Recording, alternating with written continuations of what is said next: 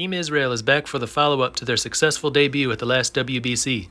After a surprising run through the WBC and the Olympics, this team is looking to keep their recent success story going. Israel did not get an invitation to the first two WBCs in 2006 and 2009.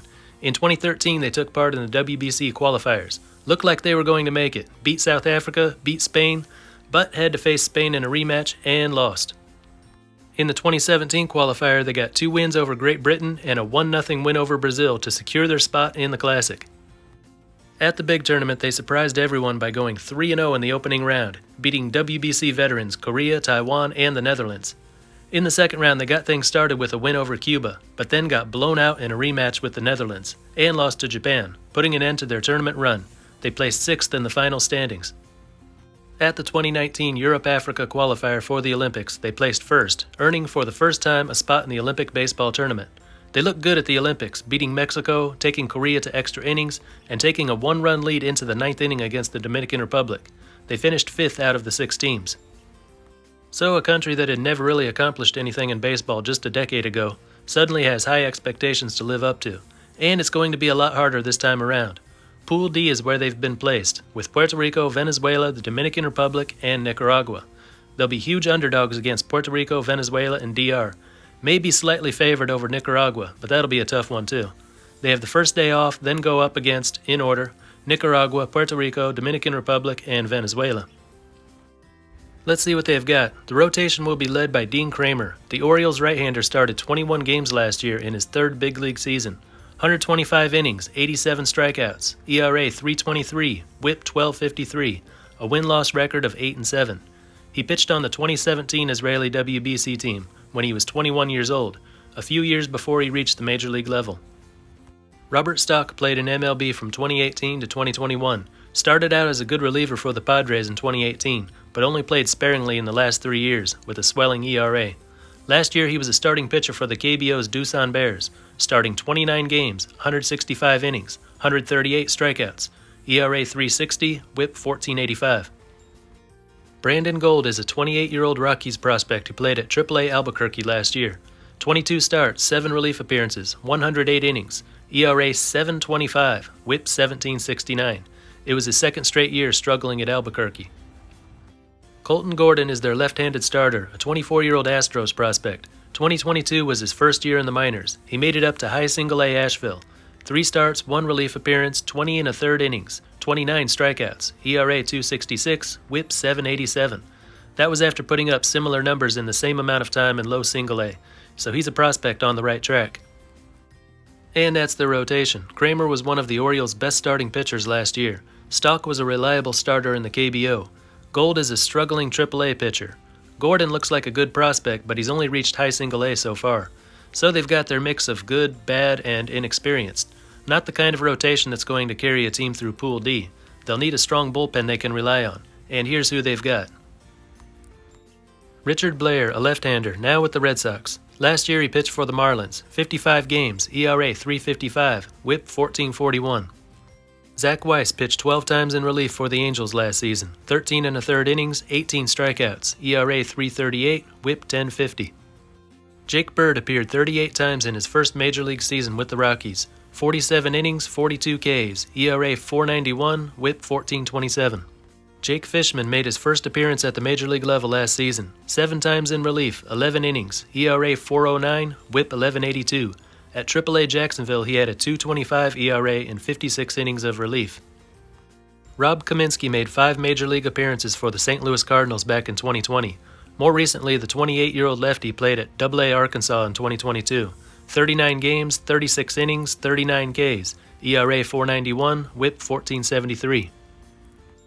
Bubby Rossman made his major league debut for the Phillies last year. Only 1 game, 1 inning, didn't go well. He had a 3.02 ERA in 29 games at AA Reading, but then it doubled at AAA Lehigh Valley, 6.04 in 15 games. This winter he pitched in the Australian League, but it didn't go well there either. 6.75 ERA in 6 2/3 innings of relief.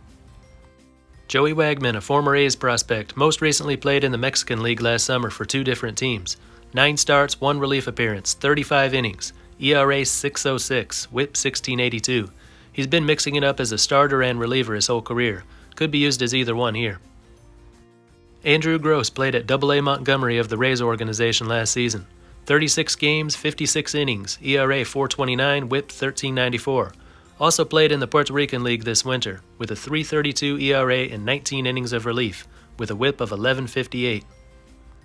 Evan Kravitz, a 26-year-old lefty in the Reds organization. At AA Chattanooga, he appeared 11 times, struck out 26 batters in 21 innings, ERA 4.22, WHIP 16.88.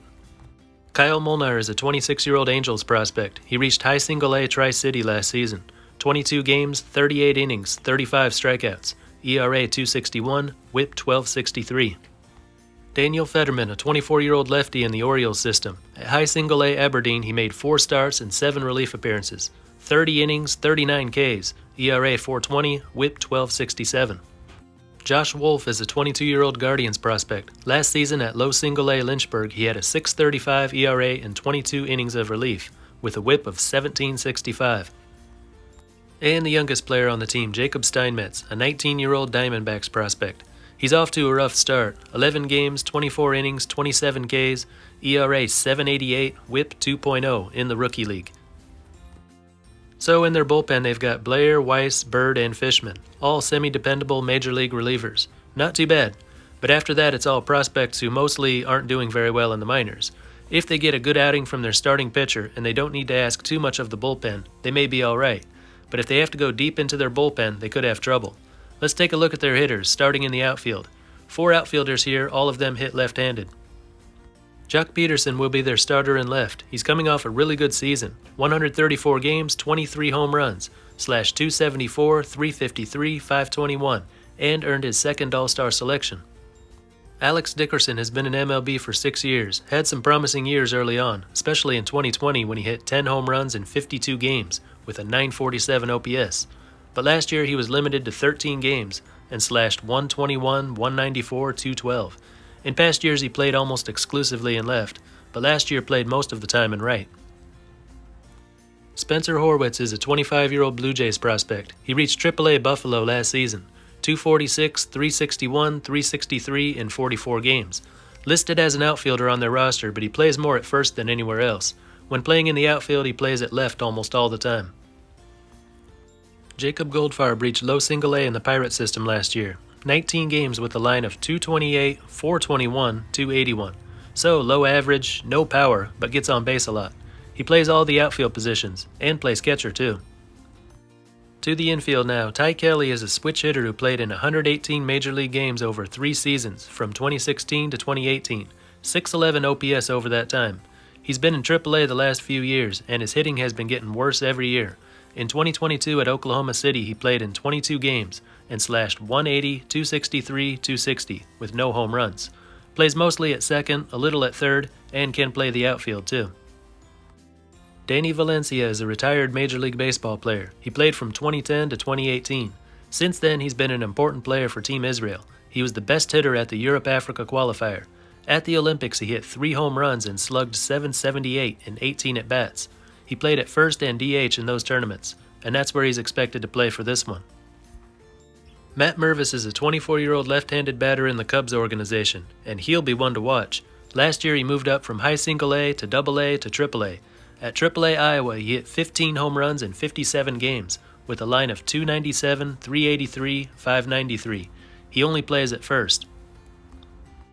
Zach Geloff is a 23-year-old A's prospect. Most of last season was spent at AA Midland. 87 games, 13 home runs, 9 stolen bases, 272, 356, 438.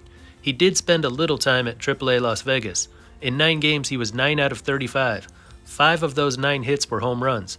Plays at second and third, with a preference for second. Noah Mendlinger, a 22-year-old left-handed hitting Cardinals prospect.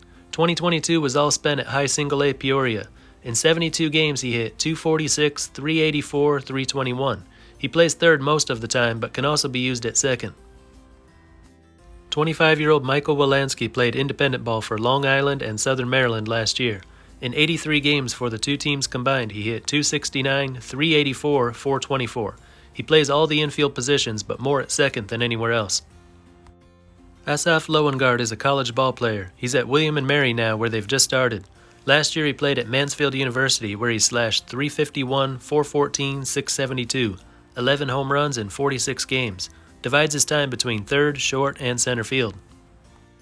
Two catchers, Garrett Stubbs played in 46 games for the Phillies last year, 41 at catcher, hitting .264, .350, .462 with 5 home runs. The other one is Ryan Lavarnway. He played in parts of 10 Major League seasons from 2011 to 2021. In his last season, he had 30 plate appearances, with a line of .250, .276, .357. And then there's the manager. Ian Kinsler, now retired after 14 years as a Major League player, was a member of Israel's 2017 WBC team and the 2020 Olympic team. This will be his first time in the role of manager. And that's their team. Peterson is a good Major League hitter. Valencia has been great with the national team since he left MLB. We'll see if he can continue with that or if age catches up to him. Matt Mervis is a hot prospect who should see his MLB debut very soon. He could really do some damage in this tournament. A couple other active Major League players. The rest are prospects, some on the way up, some on the way down. Chances of this team making it to the second round are slim. I won't say they have no chance. I can imagine one game where Kramer throws 4 shutout innings. Their 4 Major League relievers come in and keep the scoring to a minimum.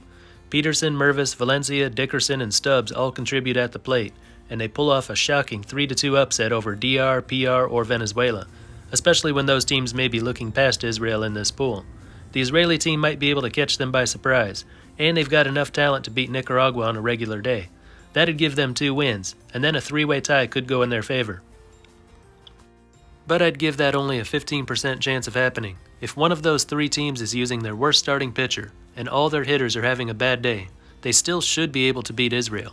And if they do make it out of this pool, I give them no chance of winning at all.